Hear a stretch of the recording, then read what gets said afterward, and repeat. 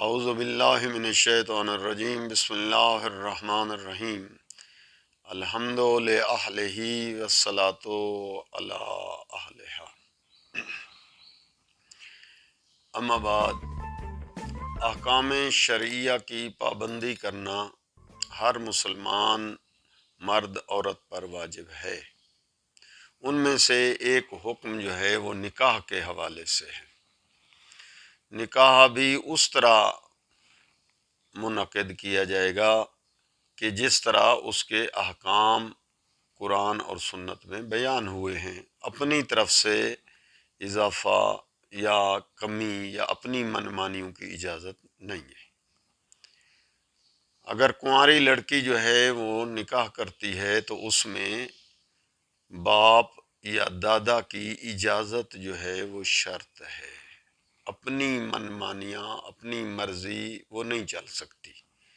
وہ اس لیے نہیں چل سکتی کہ وہ اپنے گھاٹے منافع نفع نقصان کو کما حق کو نہیں سمجھ سکتی۔ لہٰذا وہ باپ اور وہ دادا جو اتنی زندگی کے اتار چڑھاؤ میں تجارب رکھتے ہیں، ان تجربوں سے فائدہ اٹھانے کے لیے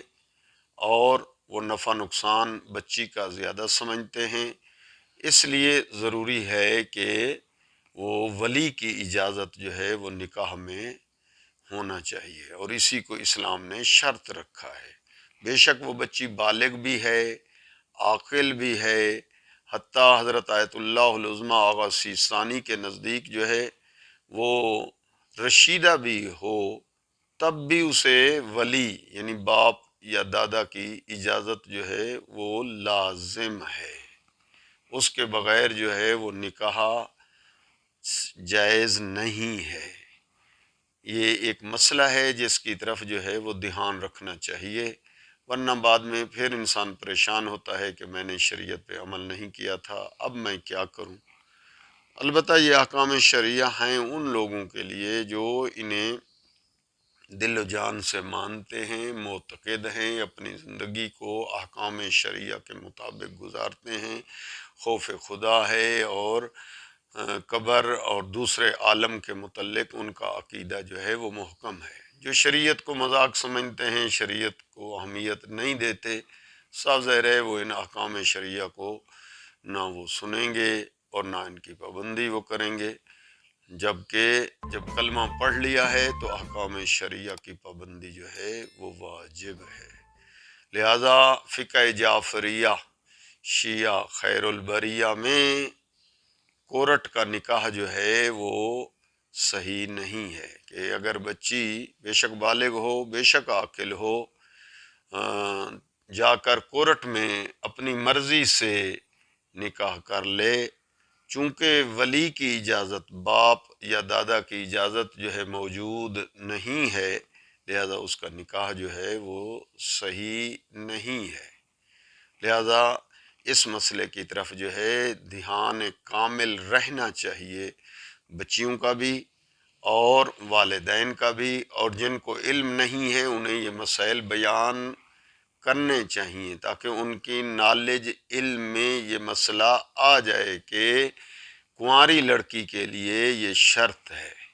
ہاں البتہ مطلقہ عورت ہو یا بیوہ عورت ہو، اس کے لیے ولی کی اجازت نہیں ہے۔ کیوں؟ اس لیے کہ وہ مسائل کو سمجھنے لگی ہے، نفع نقصان کو، اپنے فائدے گھاٹے کو سب سمجھنے لگی، اس کے لیے شریعت نے شرط نہیں رکھی۔ یہ ایک مسئلہ ہے نکاح کے حوالے سے۔ اور دوسرا مسئلہ وہ بھی بہت ہی اہم ہے، وہ یہ ہے طلاق کے حوالے سے۔ طلاق جو ہے وہ شوہر کے ہاتھ میں اللہ نے رکھی ہے،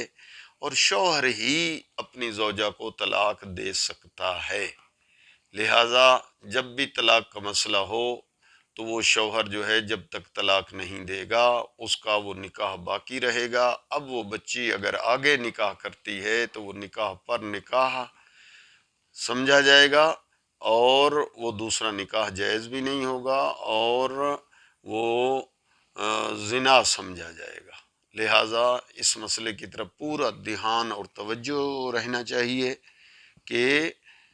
طلاق شوہر کے ہاتھ میں ہے۔ ہاں البتہ وہ شوہر جو ہے وہ طلاق نہیں دیتا، تو وہ افراد کچھ لڑکی والوں کی طرف سے اور کچھ شوہر والوں کی طرف سے مل بیٹھ کر اس کو پابند کریں کہ اس کو بساؤ اور اس کے حقوق ادا کرو زوجہ کے، اور نہیں تو پھر طلاق دے دو۔ اب اگر وہ طلاق نہیں دیتا اور بساتا بھی نہیں ہے اور حقوق بھی اس کے ادا نہیں کرتا، تو پھر واجب ہے کہ لڑکی یا لڑکی کی طرف سے اس کے والدین وہ حاکم شرع یعنی مجتہد تک رسائی پیدا کریں اور انہیں کہیں، وہ جو ہے معلومات لیں گے، شوہر کو بلائیں گے یا شوہر تک دو عادل آدمی بھیجیں گے اور انہیں اس سے کہیں گے کہ یا بساؤ اور اس کے حقوق ادا کرو، اور اگر اس گھر کو نہیں بساتے، حقوق بھی ادا نہیں کرتے، واجبات اپنے ادا نہیں کرتے، تو پھر طلاق دے دو۔ پھر بھی وہ ضد کرتا ہے، اپنی من مانیاں کرتا ہے اور ان دو راستوں میں سے کسی راستے کو انتخاب نہیں کرتا، یا گھر بساؤ یا طلاق دو، طلاق بھی نہیں دیتا اور حقوق بھی ادا نہیں کرتا، تو جب یہ بات کنفرم ہو جائے گی مجتہد کو یا مجتہد کی طرف سے پاکستان میں بھی وکیل موجود ہیں، تو وہ وکیل جو ہے وہ طلاق کا صیغہ جاری کر دے گا شوہر کی طرف سے، اگرچہ شوہر راضی نہ بھی ہو، تب بھی البتہ یہ سارے مراحل طے کرنے کے بعد وہ طلاق جاری کر دے گا، اور پھر وہ عدت میں بیٹھے گی اور عدت کے بعد پھر وہ عورت جو ہے آگے نکاح کر سکتی ہے۔ یہ ہے اصل راستہ اور طریقہ۔ لیکن ہم نے دیکھا ہے کہ پاکستان میں جب شوہر کے ساتھ جھگڑا ہو جاتا ہے اور شوہر طلاق نہیں دیتا، تو وہ کورٹ میں چلی جاتی ہیں، تنسیخ ڈال دیتی ہیں اور کورٹ سے وہ طلاق لے لیتی ہیں اور آگے شادی کر لیتی ہیں، جبکہ ایسا نہیں ہے شرعاً۔ کیوں؟ اس لیے کہ سابقہ نکاح تو موجود ہے، شوہر نے طلاق دی نہیں، وہ جو شرعی نکاح پڑھا تھا، صیغے پڑھے تھے، وہ تو موجود ہیں، وہ تو باقی ہیں، صرف یہ گورنمنٹ والے جو کاغذ ہیں، اس طریقوں سے نکاح نامہ جو